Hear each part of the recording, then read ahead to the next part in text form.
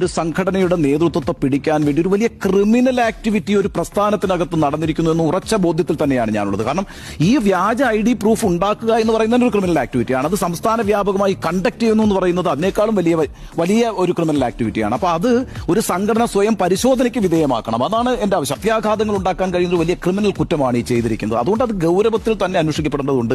ഞാൻ ഇതിനെ ഏറ്റവും പ്രധാനപ്പെട്ട ഒരു തെറ്റായി കാണുന്ന ഭാഗം എന്ന് പറയുന്നത്, നോക്കൂ, ഇതൊരു രാഷ്ട്രീയ സംഘടനയാണ്. ആ രാഷ്ട്രീയ സംഘടനയുടെ പ്രവർത്തകരാണ് ഇത്തരത്തിലുള്ള ഒരു ഗുരുതരമായ വ്യാജ ഡോക്യുമെന്റുകൾ ഉണ്ടാക്കിയിട്ട് ഒരു തെരഞ്ഞെടുപ്പിനെ നേരിട്ടിരിക്കുന്നത്.